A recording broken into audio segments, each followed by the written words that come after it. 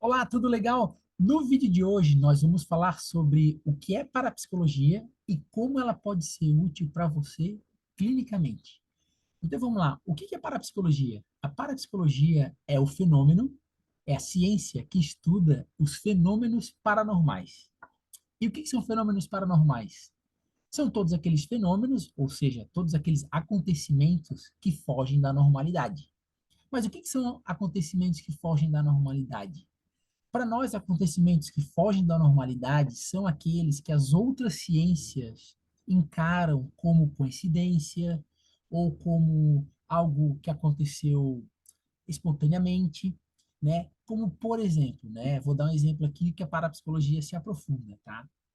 A pessoa teve um sonho, né? E dias depois aquele sonho ele se concretizou, né? Ela estava angustiada com alguma coisa, não sabia o que era, acabou sonhando com alguma coisa ruim, não soube interpretar e no outro dia ela foi demitida ou algum colega se acidentou. Normalmente isso acontece com pessoas muito próximas, tá? Então normalmente tem ligação com laços sanguíneos, parentes, né, entes queridos, ou quando tem algum amigo, assim, que a pessoa, aquela pessoa gosta muito daquele amigo, daquela amiga, que ela gosta muito, que tem uma ligação muito forte, mas muito forte mesmo, tá?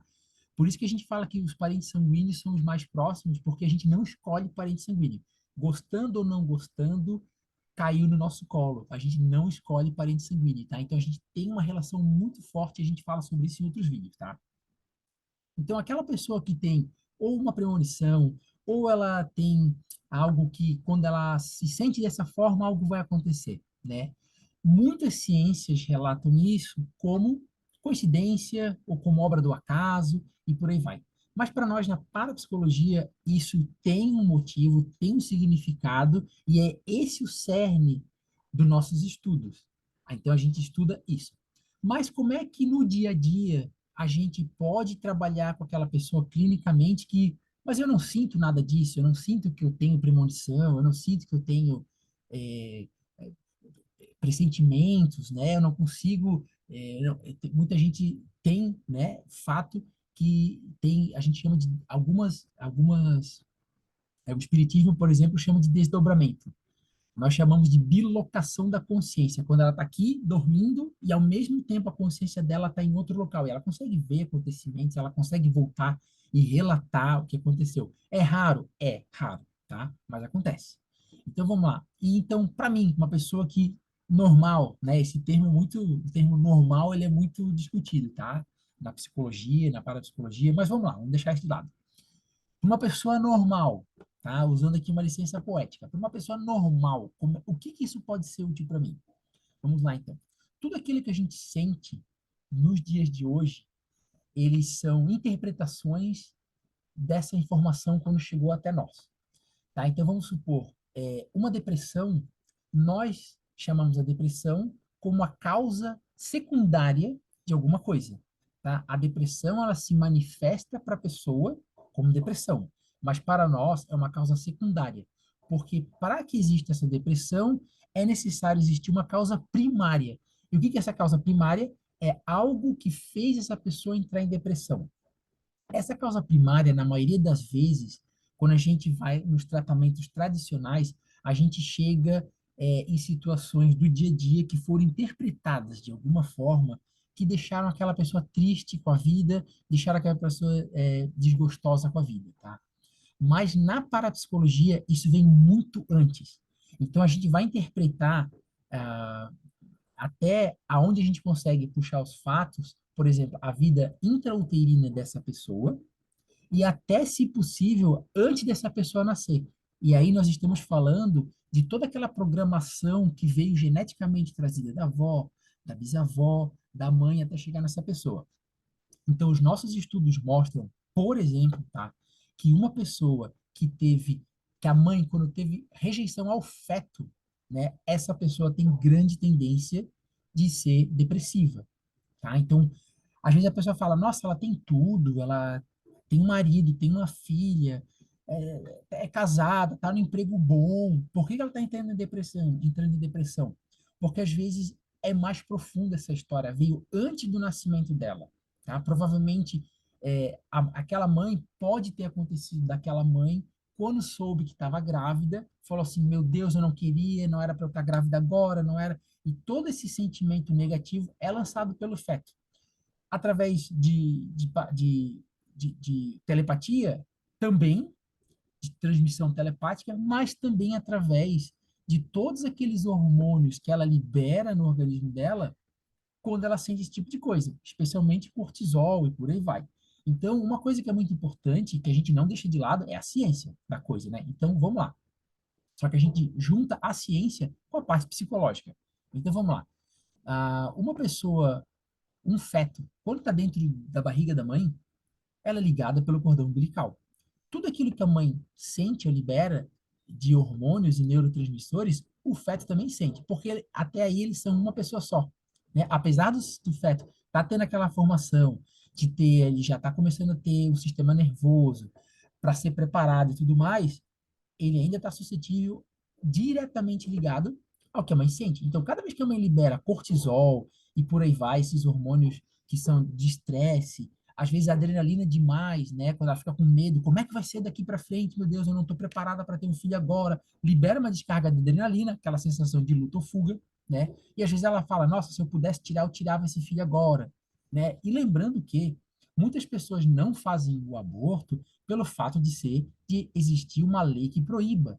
Porque se não fosse proibida, a pessoa faria. Então, na cabeça dela, passa firmemente aquela vontade de querer se desfazer daquele feto que está dentro da barriga dela. Então, tudo isso, esses sentimentos que passam pela mãe, passam pelo feto. Quando esse feto nasce, quando esse bebê nasce, então a gente começa toda essa investigação de, se possível, conversar com a mãe e saber como é que foi a gravidez, como é que ela se sentiu e tudo mais. Lembrando que muitas vezes a mãe não fala a verdade, para não desapontar a filha, mesmo sendo adulta. Ou às vezes ela tem vergonha de dizer aquilo que ela estava sentindo na época. E por isso que a gente tem que ter uma investigação muito bem aprofundada para poder entender o motivo daquela pessoa aparentemente estar entrando em depressão. Então, se ela vai lá e a gente sabe que ela teve uma rejeição durante o parto, né?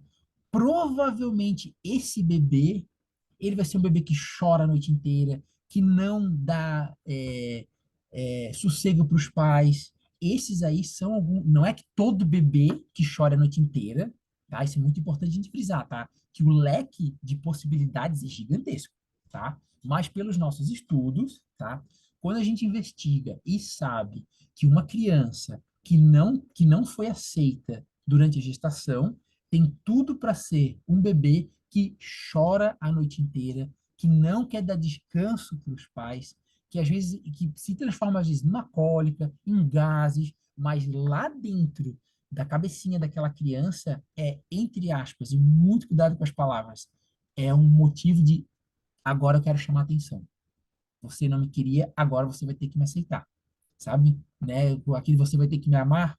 Então, aqui estou eu e quer queira ou não, eu sou seu filho, sua filha, e você vai ter que me amar. Então, a gente sabe que em situações onde a gravidez foi indesejada, ou a mãe ela teve vontade de tirar o feto, mas mesmo não tirando, passou aquela verdade na cabeça dela, tem tudo para que a gente tenha um feto que chore bastante e depois, dependendo dessa infância, vai ser aquela criança, de novo, tá, gente? Problema, aquela criança a criança problema é a criança que ela quer chamar a atenção, então ela vai começar quando pequenininha, fazendo tudo aquilo que não pode, fugindo assim que a mãe vira as costas, ela foge, ela chora, ela esperneia, e daí na escola ela não presta atenção, ela puxa a briga, sabe? Se torna um adolescente que puxa a briga e por aí vai. Vale lembrar que sempre é tempo de mudar, não existe caso perdido, porque o que está acontecendo aqui é uma má interpretação dos fatos, né? Então, por exemplo, o que a gente traz para aquela pessoa que hoje está em depressão adulta, né? Que no caso é a nossa sócia em qualidade de vida, a gente chama de sócio em qualidade de vida e não de paciente, porque a gente está trazendo para essa pessoa uma qualidade de vida, é que às vezes, na situação que a mãe estava, diante dos fatos que a mãe se encontrava, passou pela cabeça dela a possibilidade de querer se desfazer do feto. Mas se a gente entrevistar essa mãe hoje e falar com ela agora, ela vai falar provavelmente: Meu Deus, eu não sei o que estava passando na minha cabeça, né? Como é que eu pude pensar numa coisa dessa? Realmente eu estava num período de estresse, algo inusitado aconteceu na minha vida, foi inesperado, e naquela ocasião realmente eu pensava. Mas quando eu vi aquele bebê nascer, ah, meu Deus, que coisa linda, foi difícil, foi trabalhoso, mas aqui estamos. E a gente mostra para essa paciente, para essa nossa sócia em qualidade de vida, que ela está aqui, firme e forte, que ela venceu na vida, né? Ela venceu, por mais que a mãe dela tivesse pensado, aquilo tudo ela venceu. No entanto, quando a mãe dela pensou aquilo firmemente por aquelas semanas, esse sentimento gravou no inconsciente dela, no subconsciente dela, nós chamamos de subconsciente, gravou no subconsciente dela que era ali limpo, liso, sem nada, e aquilo começou com uma primeira gravação. E isso, quer queira ou não, esse sentimento que, por mais que a pessoa se pergunte o que está acontecendo, ele fixa na nossa cabeça, e agora vem o termo da palavra, como uma hipnose. Ninguém está falando aqui de comer uma maçã, comer uma cebola pensando que fosse uma maçã. A gente está falando da verdadeira, aquilo vem programado, é uma programação inconsciente de que aquela criança foi indesejada. E a partir daí, muitas coisas podem é, ocorrer com essa pessoa. Então, o que que é o nosso trabalho? É a gente, primeiramente, entender quem é essa pessoa como um ser humano, onde esta pessoa está inserida dentro de uma família, o que essa inserção nessa família fez essa pessoa escolher como um marido ou uma esposa, as escolhas dela, o trabalho dela, como ela se relaciona com a sociedade. Por último, a casca mais fina de todas é como ela se relaciona com a sociedade. E quanto mais a gente vai entrando nessa história, mais a gente vai chegando na infância dessa pessoa. E até a vida intrauterina dela, que é tão importante.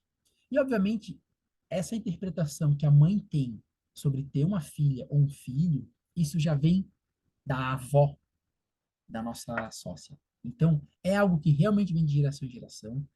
Vários outros casos a gente leva para esse lado, como, por exemplo, aquela pessoa, a gente brinca, né? Essa menina tem o dedo podre, né? Ela só escolhe homem-cachorro, ela só quer homem-cachorro. E a gente vai falar com ela, ela fala, meu Deus, eu só escolho cachorro, né? Eu só me dou mal nos relacionamentos. Quando eu fico um cara bonzinho, não tem graça.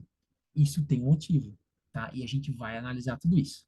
Então, basicamente, a forma clínica que a parapsicologia trabalha é exatamente a gente investigar todos esses acontecimentos que existiam desde essa criança sendo um feto até antes disso, né, até as programações milenares culturais que a gente chama, que vem do teu bisavô, do tataravô, do trisavô, que por incrível que pareça, mas é a pura verdade, é que nós carregamos conosco um ciclo, porque a gente só passa para frente aquilo que a gente aprende. Então, quando a gente aprende a ser pai e ser mãe, a gente aprende com os nossos pais o que é ser pai e ser mãe, para a gente replicar para os nossos filhos o que é ser pai e ser mãe. Então, a gente não tem como ensinar para uma criança algo que a gente não aprendeu e a gente aprende com os nossos pais. É a primeira relação do que é ser pai e que é ser mãe é com os nossos pais. Aí o que acontece? Na sociedade existem terapias, escolas que nos dão noção de como educar, livros educadores que tentam colocar para a gente que a melhor forma de educar é X. No entanto, lá dentro da gente, que é uma disputa, quem é pai, quem é mãe sabe, é uma disputa interna, a gente saber que está fazendo errado e tentar corrigir. E de repente a coisa acontece, a gente vai lá e solta assim num rompante assim de raiva, fala algumas coisas que se arrepende, mas a gente recobra lá, passa aquele filminho, a gente aprendeu isso dos nossos pais, das nossas mães e por aí vai. Então, a parapsicologia está aqui para isso, para de forma clínica tentar resgatar aquilo que aconteceu com você como pessoa, como criança, que hoje é adulta, e para tentar quebrar esse ciclo, porque nós estamos vivendo nos dias de hoje uma era de ouro referente a isso, tá?